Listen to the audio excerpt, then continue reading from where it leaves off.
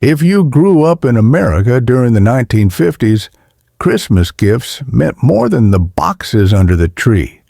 It meant imagination, possibility, and the thrill of dreams wrapped in paper and ribbon.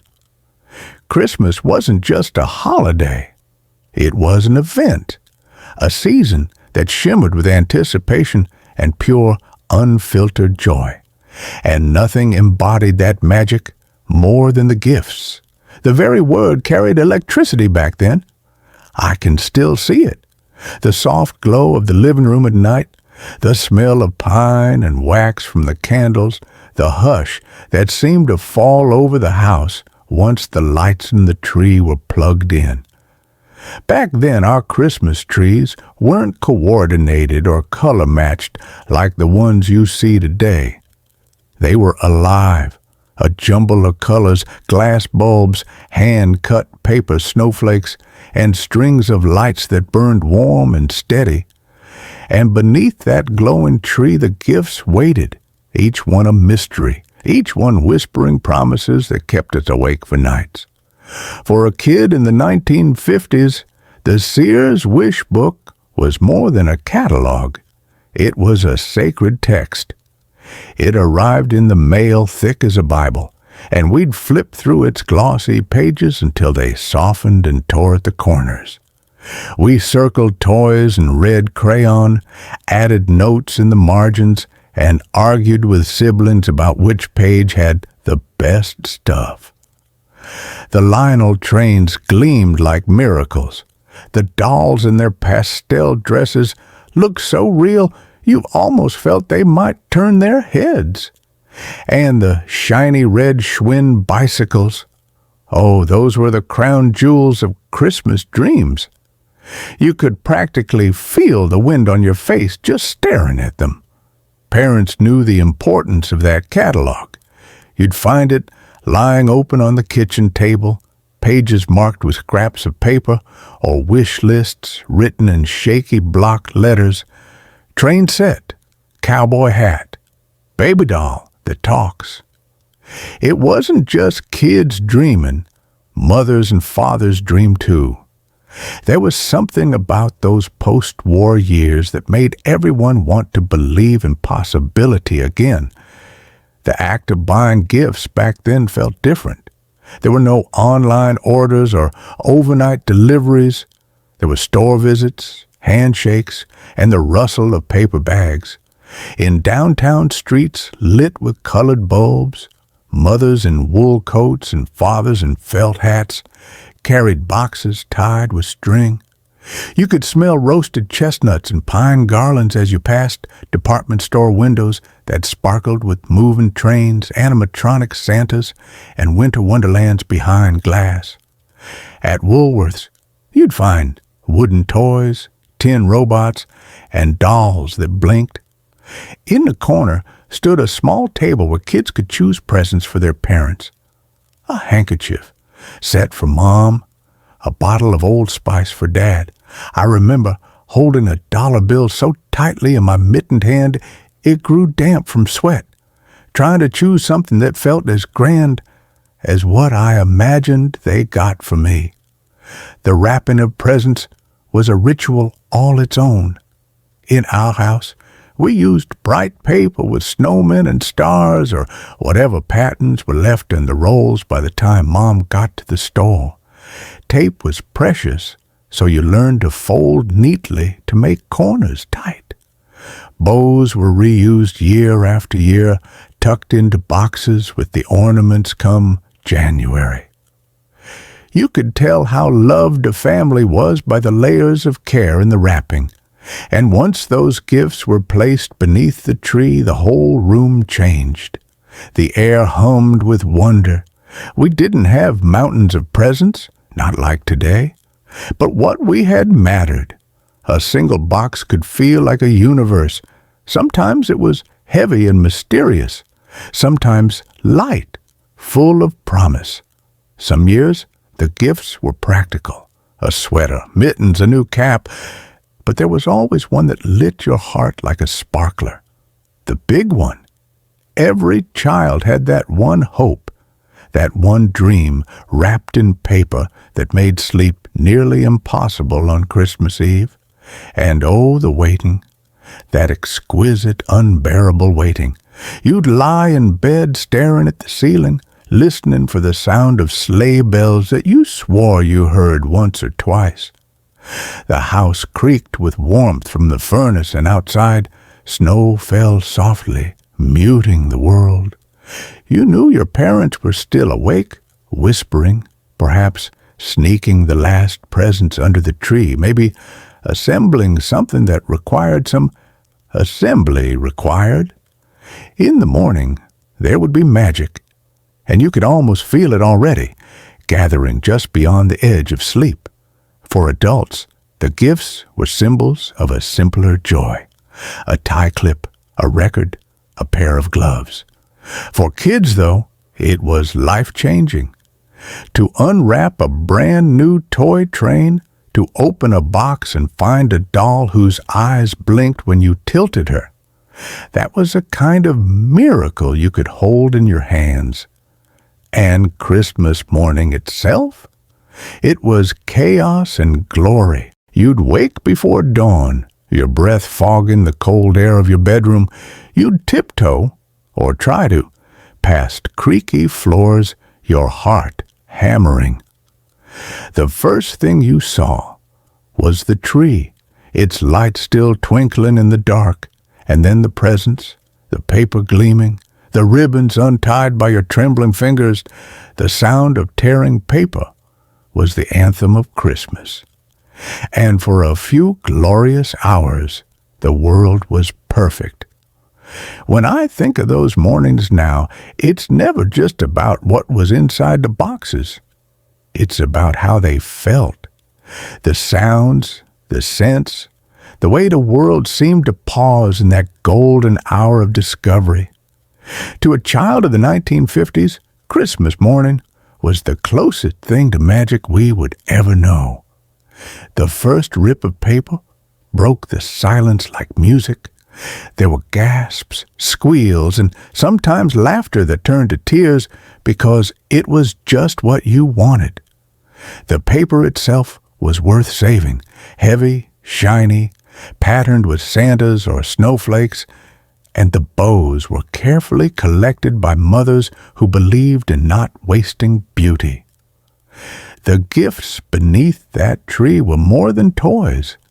They were a reflection of who we were becoming, a post-war generation learning to dream again. Every family had its traditions.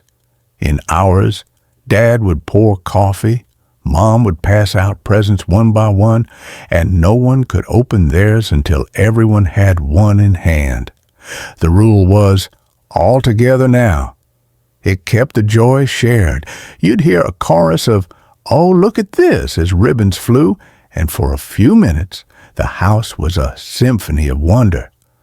The big gifts of that decade were almost legendary. For boys, nothing rivaled a Lionel train set. The metallic scent of the track, the click and hum of the transformer, the tiny plume of smoke curling from the locomotive, it was mesmerizing. The trains weren't just toys. They were living things. You'd spend hours watching them circle the tree, arranging miniature towns with cardboard buildings, cotton snow, and little street lamps that really lit up. Fathers would kneel beside their sons, showing them how to connect the wires, and in those moments, the line between childhood and adulthood blurred. For girls, there was the doll world, equally sacred. In the early 50s, it was Tiny Tears or Betsy Wetsy, dolls that cried or drank from bottles. Later came Madame Alexander dolls, dressed like storybook princesses, their eyes blinking with every tilt. And then, toward the decade's end, a revolution. Barbie, glamorous, modern, impossibly sophisticated. For millions of girls, she was a window into the adult world, a symbol of possibility wrapped in pink cellophane. And then there were the cowboy gifts. America in the 1950s lived and breathed the Wild West. Every boy wanted to be Roy Rogers or Hopalong Cassidy. Under trees across the country lay cowboy hats, cap guns, and holsters embossed with silver stars. There were Lone Ranger masks, Davy Crockett raccoon caps, and toy rifles that clicked with authority. You could walk down any snowy street on Christmas Day and hear the echoes of imaginary gunfights. Those plastic revolvers and leather belts represented adventure, bravery, and a certain kind of boyhood freedom that belonged to that time alone. Other presents captured a growing fascination with science and progress.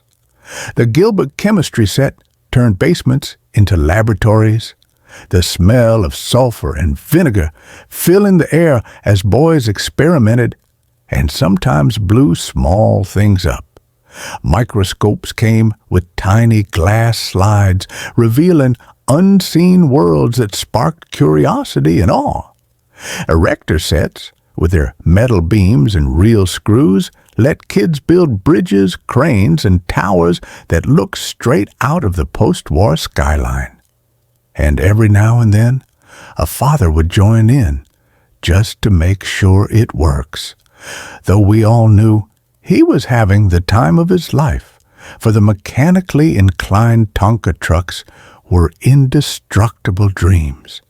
Made of cold steel and painted in bright yellows or reds, they were built to last, and they did. Those trucks dug through snowbanks, hauled marbles, carried dolls, and survived generations. If you were lucky enough to unwrap one on Christmas morning, you knew you had something real, and of course the bicycle. A Schwinn was the ultimate sign of independence.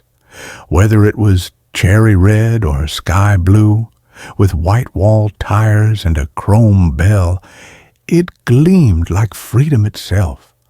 Parents hid them in garages or behind curtains, revealing them last, the grand finale of the morning. I remember the first time I saw mine, a red Schwinn Phantom with a headlight on the front fender. My heart nearly stopped. That bike wasn't just transportation. It was the first taste of growing up. For younger children, Fisher-Price pull toys, wooden blocks, and rag dolls filled stockings. The jingling sound of a pull toy rolling across the kitchen floor was a soundtrack of countless mornings. And tucked among the bigger boxes, there was always the simple joy of crayons and coloring books, yo-yos, slingshots, and jump ropes. Humble gift that carried as much magic as anything money could buy. Stockings themselves were treasure troves. There were oranges, peppermint sticks, nuts, small toys, and sometimes a shiny silver dollar, a symbol of luck for the coming year. You'd find a slinky, a rubber ball, or sugar-dusted candy wrapped in cellophane. Even the smallest things had meaning because they came from hands that gave with love. For adults, the gifts told another story of elegance, of post-war aspiration. Fathers unwrapped tie sets, shaving kits, or perhaps a new Parker pen, its golden clip shining in the morning light. Mothers received perfume bottles of Chanel No. 5, handkerchiefs embroidered with flowers, or aprons sewn by their children in school craft classes.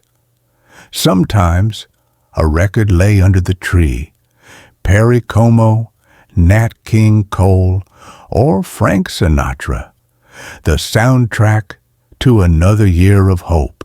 Television, still a novelty in many homes, began to shape Christmas wishes too. Ads from General Electric, Mattel, and Coca-Cola promised the happiest holidays ever. Children dreamed of owning what they saw between sitcoms and variety shows, Viewmasters, Mr. Potato Head, and toy cash registers that clinked with fake coins. It was a world where optimism was sold alongside imagination, and we bought it wholeheartedly. In many homes, the assembly of toys was half the fun, and sometimes half the frustration. Fathers crouched on the floor, squinting at instruction sheets, while mothers handed over screws or batteries. The smell of fresh plastic and machine oil mingled with pine and coffee.